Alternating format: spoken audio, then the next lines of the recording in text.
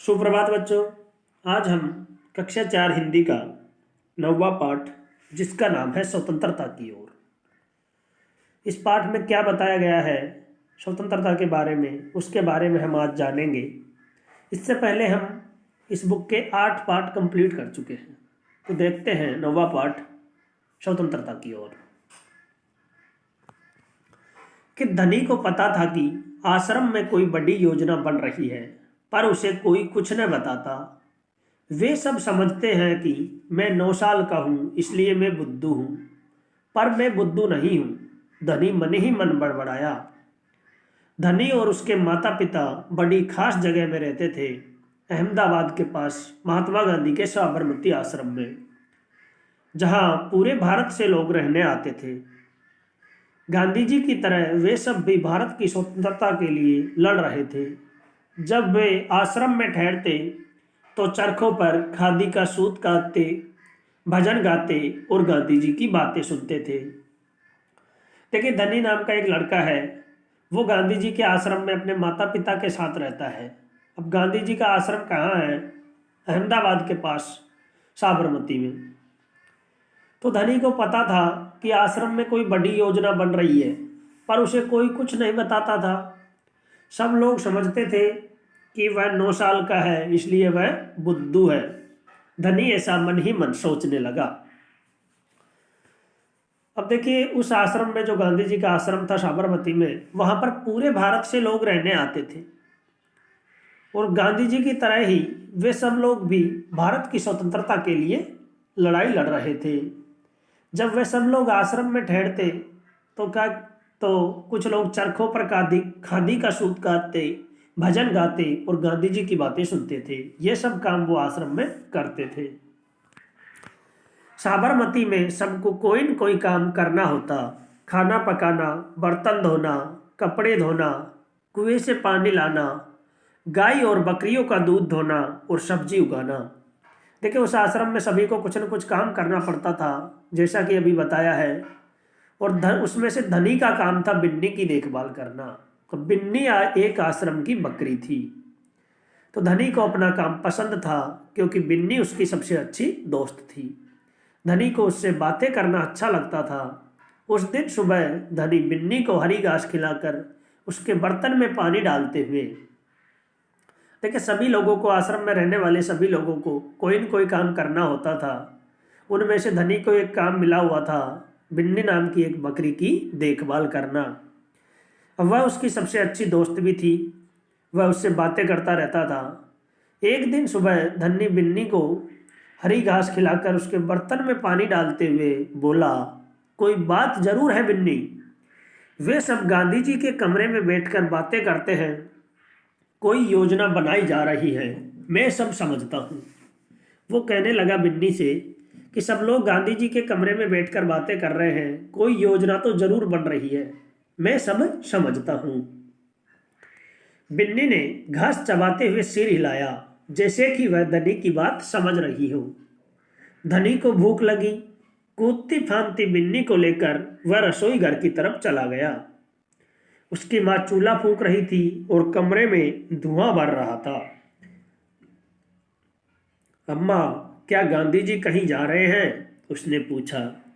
अब देखिए, जब बिन्नी ने घास चबाते हुए उसकी यह बात सुनकर उसने सिर हिलाया, जैसे कि वो धनी की सारी बात समझ रही हो।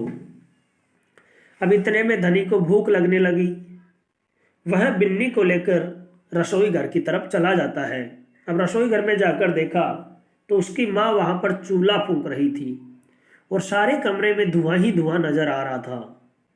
वो जाकर सीधा माँ से पूछता है, अम्मा, क्या गांधी जी कहीं जा रहे हैं? उसने पूछा। खांसते हुए माँ बोली, वे सब यात्रा पर जा रहे हैं। यात्रा? कहाँ जा रहे हैं? धनी ने सवाल किया। समुद्र के पास कहीं। अब सवाल पूछना बंद करो और जाओ यहां से, धनी। अम्मा जरा गुस्से से बोली, पहले मुझे खाना पकाने दो। धनी सब्जी की क्यारियों की तरफ निकल गया, जहां बूढ़ा बिंदा आलू खोद रहा था। बिंदा चाचा। धनी उनके पास बैठ गया। आप भी यात्रा पर जा रहे हैं क्या? बिंदा ने सिर हिलाकर मना किया। उसके कुछ बोलने से पहले धनी ने उतावले होकर पूछा, कौन जा रहे हैं, कहाँ जा रहे हैं, क्या हो रहा है? अब देखिए, जब धनी अपनी माँ के पास जाता है तो वहाँ देखता है माँ चूल्हा फूंक रही थी, अर्थात रसोई घर में खाना बना रही थी। तो जब उसने पूछा कि माँ कुछ योजना बन रही है, तो उसने माँ बोली वो सब लोग यात्रा पर जा रहे हैं। धनी ने फिर सवाल किया, कहाँ जा रहे हैं? तो माँ बोलती है समुद्र के पास में कहीं जा रहे हैं। अब तुम सवाल पूछना बंद करो और यहाँ से चले जाओ धनी। अम्मा थोड़ा गुस्से से बोली, पहले मुझे खाना पकाने दो। अब धनी वहां से माँ के पास से निकलकर चला जाता है और सब्जी की क्यारियों की तरफ जाता है, जहां वो देखता है कि एक बूढ़ा बिंदा यानी बूढ़ा चाचा वहां पर आलू खोद रहा था। तो धनी सीधा उन चाचा के पास जाकर बैठ जाता है और उनसे सवाल करने लगता है, आप भी यात्रा पर जा रहे हैं क्या? बिंदा ने सिर हिलाकर मना कर दिया। उसके कुछ बोलने से पहले, चाचा जब कुछ बोलता उससे पहले ही धनी ने जल्दबाजी में उनसे सवाल पूछा, कौन जा रहे हैं, कहाँ जा रहे हैं और क्या हो रहा है? बिंदा ने खोदना रोक दिया और कहा, तुम्हारे सब सवालों के जवाब दूंगा, पर पहले इस बकरी को बांधो, मेरा सारा पालक चबा रही है। जब इतने सारे सवाल वो करने लगा तो बिंदा ने आलू खोदना रोक दिया और उससे कहने लगा, पहले तुम इस बकरी को बांधो, ये मेरा सारा पालक चबा रही है। तो धनी बिन्नी को खींच कर ले गया और पास के नींबू के पेड़ से बांध दिया। फिर बिंदा ने उसे यात्रा के बारे में बताया। गांधी जी और उसके कुछ साथी गुजरात में पैदल चलते हुए दांडी नाम की जगह पर समुद्र के पास पहुंचेंगे। गांवों और शहरों से होते हुए पूरा महीना चलेंगे। दांडी पहुंचकर वे नमक बनाएंगे। नमक? धनी चौंक कर उठ बैठा। नमक क्यों बनाएंगे? वह तो किसी भी दुकान से खरीदा जा सकता है।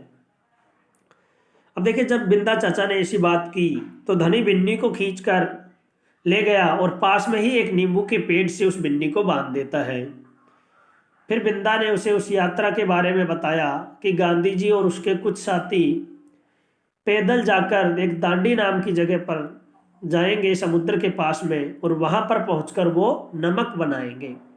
अब नमक की बात सुनकर धनी चौंक उठा और कहने लगा, नमक क्यों बनाएंगे? वह तो हम किसी भी दुकान से खरीद सकते हैं। ऐसा धनी ने कहा। अब देखिए चाचा क्या कहता है। हाँ मुझे मालूम है, बिंदा हंसा, पर महात्मा जी की एक योजना है। ये तो तुम्हें पता ही है कि वह किसी बात के विरोध में ही यात्रा करते हैं या जुलूस निकालते हैं, है ना? हाँ बिल्कुल सही, मैं जानता हूँ।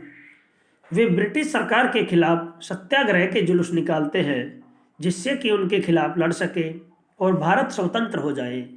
पर नमक को लेकर विरोध क्यों कर रहे हैं? यह तो समझदारी वाली बात नहीं है। बिल्कुल धनी, क्या तुम्हें पता है कि हमें नमक पर कर देना पड़ता है? तो जब बिंदा चाचा ने ये बातें सुनी तो वो कहने लगे, हाँ मुझे मालूम है, हंसते हुए कहा, लेकिन गांधी जी की एक योजना है। अब धनी से कहते हैं कि तुम्हें यह बात तो पता होगी कि गांधी जी बिना काम में कोई यात्रा नहीं करते हैं, वो किसी बात के विरोध में ही केवल यात्रा या जुलूस निकालते हैं। धनी कहने लगा, हाँ ये बात भी बिल्कुल सही है, ये तो मैं जानता हूँ कि गांधी जी अंग्रेज सरकार के खिलाफ जुलूस निकालते हैं, जिससे कि हम लोग उनके खिलाफ लड़ सके और भारत को आज़ाद करा सके। ऐसा धनी चाचा से कहता है।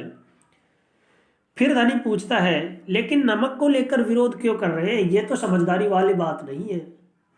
अरे नमक को लेकर क्यों विरोध कर रहे हैं? ये कोई समझदारी वाली बात थोड़ी है। धनी ऐसा चाचा से कहता है। फिर चाचा कहता है, बिल्कुल धनी, क्या तुम्हें पता है कि हमें नमक पर कर देना पड़ता है? चाचा कहते हैं, धनी क्या तुम्हें पता है कि हमें नमक पर भी टैक्स देना पड़ता है, इसलिए गांधी जी विरोध कर रहे हैं। अब आगे देखिए। अच्छा, धनी हैरान रह गया। नमक की जरूरत सभी को है, इसका मतलब है कि हर भारतवासी गरीब से गरीब भी यह कर देता है। बिंदा चाचा ने आगे समझाया, लेकिन यह तो सरासर अन्याय है। धनी की आंखों में गुस्सा था। हाँ ये अन्याय है, जब टैक्स की बात की बिंदा चाचा ने धनी से, तो वो चौंक गया और कहने लगा, अच्छा, नमक की ज़रूरत तो हम सभी को होती है, इसलिए चाहे गरीब हो या अमीर, सभी को ये कर तो देना ही देना होता है। बिंदा चाचा ने उसे आगे समझाया। फिर धनी कहने लगा और गुस्से में होकर बोला, लेकिन यह तो सरासर अन्याय है, यह तो बहुत बड़ा अन्याय है। ये बात कहने लगा। अब आगे देखिए, इतना ही नहीं, भारतीय लोगों को नमक बनाने की मनाही है। महात्मा जी ने ब्रिटिश सरकार को कर हटाने को कहा, पर उन्होंने ये बात ठुकरा दी। इसलिए उन्होंने निश्चय किया है कि वे दांडी चलकर जाएंगे और समुद्र के पानी से नमक बनाएंगे। देखिए, गांधी जी ने अंग्रेज सरकार से भी वो निवेदन किया, लेकिन उन्होंने कर नहीं उठाया, तो इसलिए वो दांडी जाएंगे और वहां पर जाकर नमक बनाएंगे। 1 महीने तक पैदल चलेंगे। धनी सोचकर परेशान हो रहा था, गांधी जी तो थक जाएंगे, वे दांडी बस या ट्रेन से क्यों नहीं जा सकते। जब ये बात पता चली कि वो दांडी समुद्र तट तक पैदल जाएंगे और 1 महीने में वहां तक पहुंचेंगे, तो धनी तो ये सोचकर परेशान होने लगा कि गांधी जी इतना दूर जाकर तो वो थक ही जाएंगे, वे दांडी बस या ट्रेन से क्यों नहीं जा सकते। ऐसा वो सवाल बिंदा चाचा से करने लगा।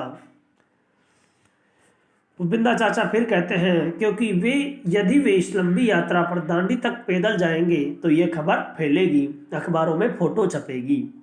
जब चाचा कहते हैं कि यदि वे इस लंबी यात्रा पर दांडी तक पैदल जाते हैं तो ये खबर चारों तरफ फैलेगी और अखबारों में फोटो आएगी। धन्यवाद सभी को। अब इसका बचा हुआ जो पार्ट है वो हम अगले वीडियो में कंप्लीट करेंगे।